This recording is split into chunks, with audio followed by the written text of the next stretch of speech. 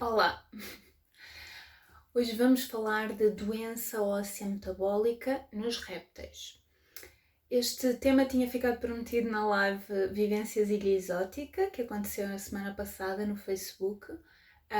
Se tiverem curiosidade em ver ou em rever a live, eu vou deixar o link aqui em baixo. Mas então, vamos lá. A doença óssea metabólica é um tema que provavelmente soa familiar a muitos amantes e cuidadores de répteis, mas é importante que possamos entender de que é que estamos realmente a falar para que este problema possa ser tratado e especialmente prevenido das formas mais eficazes possíveis.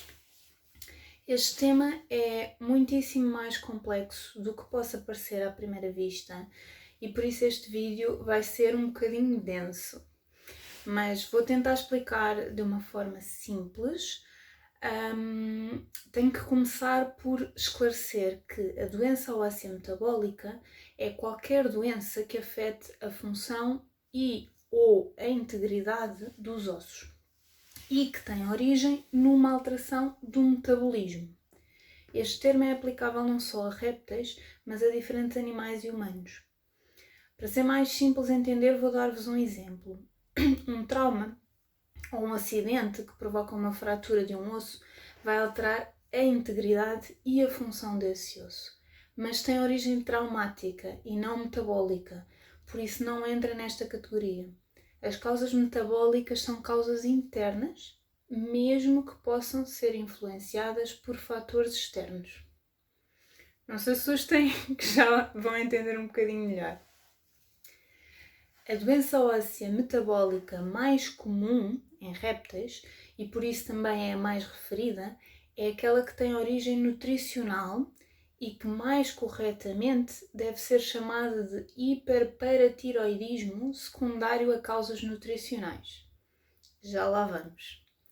Mas existe doença óssea metabólica consequente de problemas renais e várias outras doenças menos comuns que também afetam a deposição e reabsorção de tecido ósseo.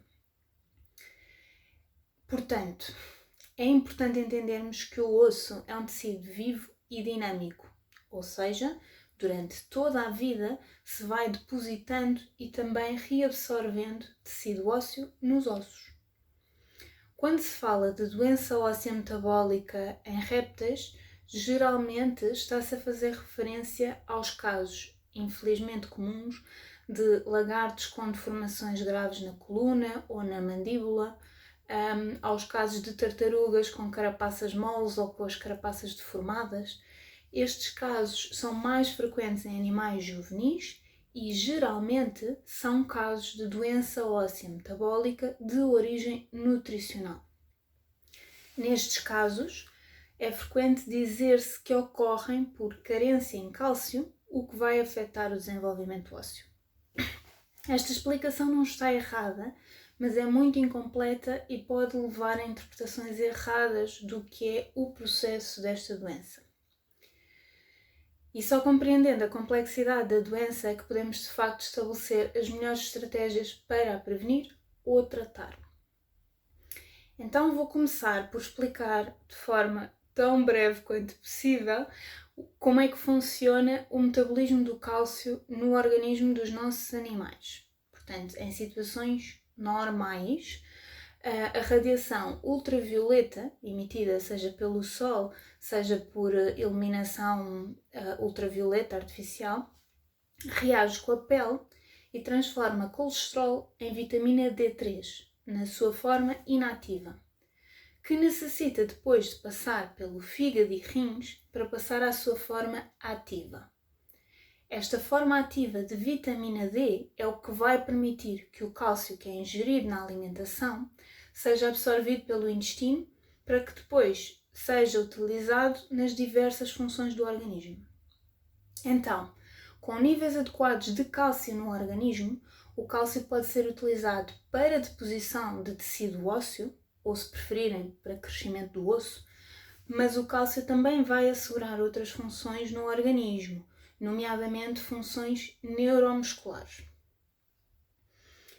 Por outro lado, quando os níveis de cálcio em circulação estão baixos demais, é estimulada a glândula paratiroide, que, por intermédio da hormona paratormona, vai promover a reabsorção de cálcio dos ossos, ou seja, o organismo vai buscar cálcio aos ossos para o colocar novamente na circulação sanguínea, onde depois chega aos locais onde também é necessário.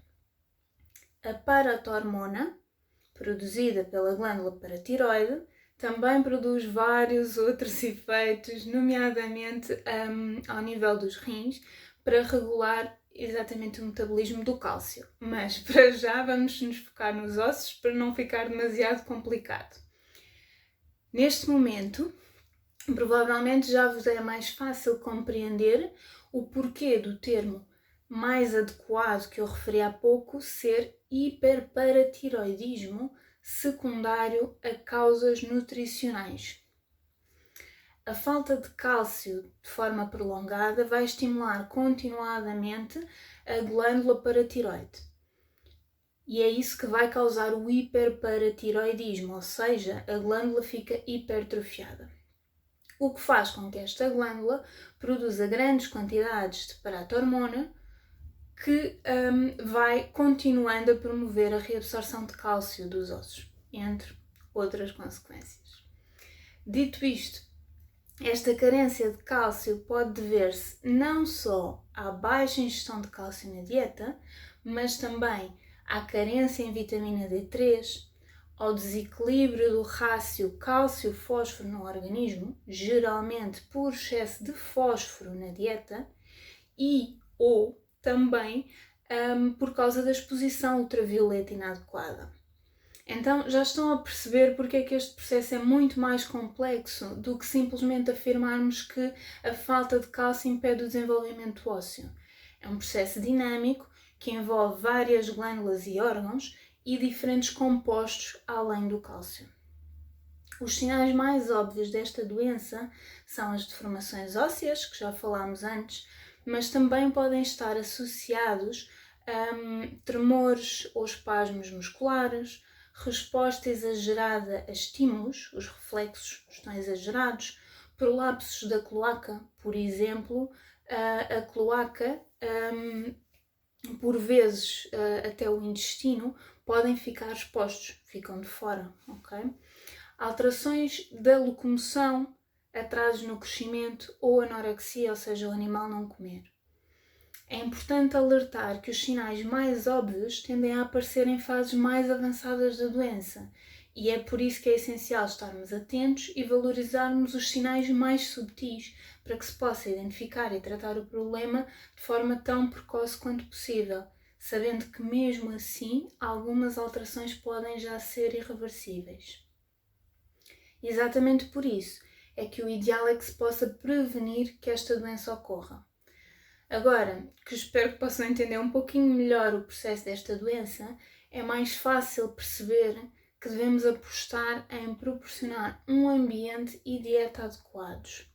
A exposição à radiação ultravioleta deve ser adequada à espécie e isso implica considerar a intensidade, a potência, a distância ao animal e o tempo de exposição.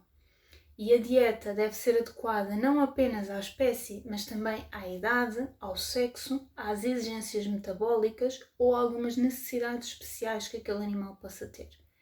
Deve ser considerada a utilização de suplementação adequada, mas precisamos de ter em conta que carências em vitaminas e minerais são negativas para os animais, mas os excessos em vitaminas ou minerais também podem causar doença.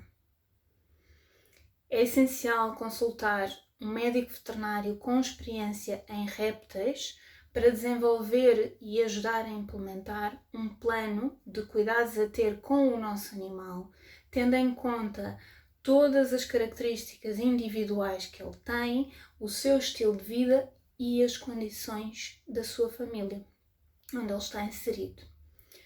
Sei que hoje tocamos em pontos um bocadinho mais técnicos, mas espero que possa ter ajudado Por favor, fiquem à vontade para fazer perguntas e tirar as vossas dúvidas, seja nos comentários ou por mensagem ou e-mail. Por hoje vou deixar-vos descansar. Até breve.